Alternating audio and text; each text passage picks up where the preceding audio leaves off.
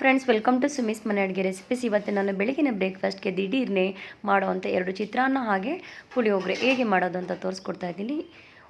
ನಾನು ಫಸ್ಟು ಇಲ್ಲಿ ಲೆಮನ್ ಪೌಡರ್ನ ತೊಗೊಂಡಿದ್ದೀನಿ. ಸೊ ಇದು ರೆಡಿಮೇಡ್ ಸಿಗುತ್ತೆ ನಿಮಗೆ MTR ಲೆಮನ್ ಪೌಡರು, ಜೊತೆಗೆ ಇದಕ್ಕೆ ಪೀನಟ್ಟು, ಆಯಲ್, ಇಷ್ಟೇ 3 ಇಂಗ್ರೀಡಿಯೆಂಟ್ಸ್ ಸಾಕು.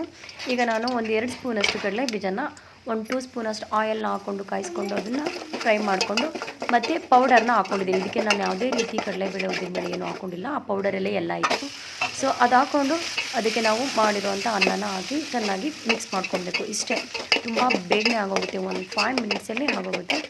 ಜಸ್ಟ್ ಆಯಲ್ ಆ್ಯಂಡ್ ಪೀನಟ್, ಅದಾದಮೇಲೆ ಪೌಡರು ಅಷ್ಟು ಹಾಕ್ಬಿಟ್ಟು ಅನ್ನ ಹಾಕಿ ಮಿಕ್ಸ್ ಮಾಡ್ಕೊಳ್ಬೇಕು.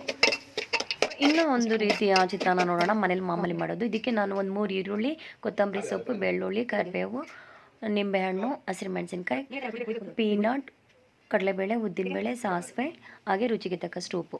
ಇಲ್ಲಿ ನಾನು ಒಂದು 3 ಸ್ಪೂನಷ್ಟು ಆಯಿಲ್ನ ಹಾಕ್ಕೊಳ್ತಾ ಇದ್ದೀನಿ. ಆ್ಯಕ್ಚುಲಿ ನಾನು ಆಯಿಲ್ ಯಾವಾಗಲೂ ಕಡಿಮೆ ಯೂಸ್ ಮಾಡ್ತೀನಿ, ನೀವು ಇನ್ನೊಂದು ಸ್ವಲ್ಪ ಜಾಸ್ತಿ ಯೂಸ್ ಮಾಡ್ಕೊಳ್ಳಿ. ಕಡಿಮೆ ಮಾಡ್ತಾ ಇರೋದ್ರಿಂದ ನಾನು ಒಂದು 2 ಮೆಂಬರ್ಸ್ಗೆ ಮಾಡ್ತಾಯಿದ್ದೀನಿ, ಅದಕ್ಕೋಸ್ಕರ ಸ್ವಲ್ಪ ಹಾಕ್ಕೊಂಡಿದ್ದೀನಿ. ಇಲ್ಲಿ ಸ್ವಲ್ಪ ಅರ್ಧ ಸ್ಪೂನಷ್ಟು ಸಾಸಿವೆ ಹಾಗೆ 1-2 ಸ್ಪೂನ್ ಕಡಲೆಬೀಜ ಹಾಕ್ಕೊಂಡು ಅದನ್ನು ಚೆನ್ನಾಗಿ ಫ್ರೈ ಮಾಡ್ಕೊಳ್ಬೇಕು.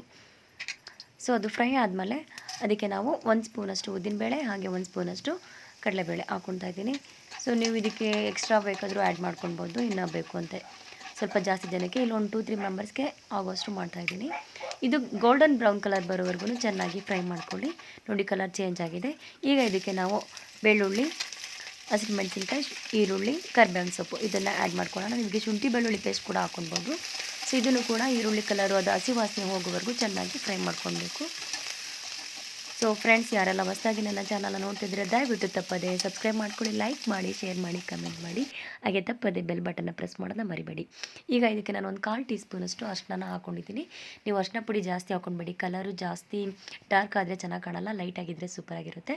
ಸೊ ಈಗ ಇದಕ್ಕೆ ಒಂದು ನಿಂಬೆಹಣ್ಣು ನಾನು ಹಿಂಡ್ಕೊಳ್ತಾ ಇದ್ದೀನಿ. ಅರಿಶಿನ, ಸಾಲ್ಟು, ನಿಂಬೆಹಣ್ಣು ಇಷ್ಟಾದಮೇಲೆ ಕೊತ್ತಂಬರಿ ಸೊಪ್ಪನ್ನ ಉದುರಿಸ್ಕೊಳ್ಳೋದು. ಸೊ ಚಿತ್ರಾನ್ನ ಗೊಜ್ಜು ರೆಡಿ ಆಗಿದೆ. ಈಗ ಇದಕ್ಕೆ ನಾವು ಮಾಡಿಟ್ಕೊಂಡಿರೋವಂಥ ಅನ್ನನ ಹಾಕಿ ಚೆನ್ನಾಗಿ ಮಿಕ್ಸ್ ಮಾಡ್ಕೊಳ್ಬೇಕು. ಸೊ ಇಷ್ಟೇ, 2 ರೀತಿಯ ಚಿತ್ರಾನ್ನ ಬೇಗನೆ ರೆಡಿ ಆಯಿತು.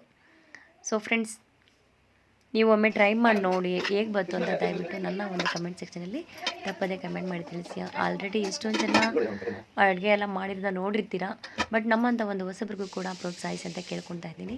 ಇದನ್ನು ಒಂದು ಚಟ್ನಿ ಜೊತೆ ಸರ್ವ್ ಮಾಡ್ಕೊಂಡು ತಿಂದರೆ ತುಂಬಾ ಟೇಸ್ಟಿಯಾಗಿರುತ್ತೆ. ಈಗ ನಾನು ಪುಳಿಯೋಗರೆ ಮಾಡೋದು ತೋರಿಸ್ತಾ ಇದ್ದೀನಿ.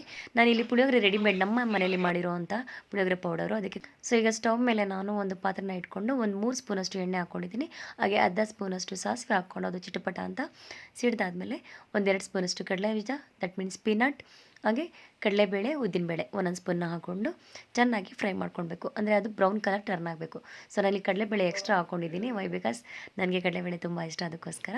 ಈಗ ಇದಕ್ಕೆ ಒಣಮೆಣಸಿನ್ಕಾಯಿ ಮತ್ತು ಬೆಳ್ಳುಳ್ಳಿನ ಹಾಕ್ಕೊಂಡು ಅದು ಹಸಿ ವಾಸನೆ ಹೋಗೋವರೆಗೂ ಚೆನ್ನಾಗಿ ಫ್ರೈ ಮಾಡಿಕೊಂಡು ಅದಕ್ಕೆ ಕರಿಬೇವಿನ ಸೊಪ್ಪು ಹಾಕ್ಕೊಳ್ತಾ ಇದ್ದೀನಿ. ಸೊ ಇದಕ್ಕೆ ನಾವು ಪೌಡರು ಅಂದರೆ ಪುಳಿಯೋಗರೆ ಪೌಡರು ಹಾಗೆ ಸ್ವಲ್ಪ ಹುಣಸೆಹಣ್ಣು ರಸ, ಹುಣಸೆಹಣ್ಣು ಮೊದಲೇ ನೆನೆಸಿಟ್ಕೊಳ್ಳಿ, ಒಂದು ಸ್ವಲ್ಪ ಸಾಕು. ಅದನ್ನು ಹಾಕ್ಕೊಂಡು ಸೊ ಕಲಿಸ್ಕೊಂಡ್ರೆ ಮುಗೀತು, ಪುಳಿಯೋಗರೆ ರೆಡಿಯಾಗಿದೆ. ಹಾಗೆ ಅಡುಗೆ ಕಲರ್ಗೆ ತುಂಬ ಯೂಸ್ ಆಗ್ಬೋದು ಅಂತ ಅಂದ್ಕೊಳ್ತೀನಿ. Thanks for watching my channel.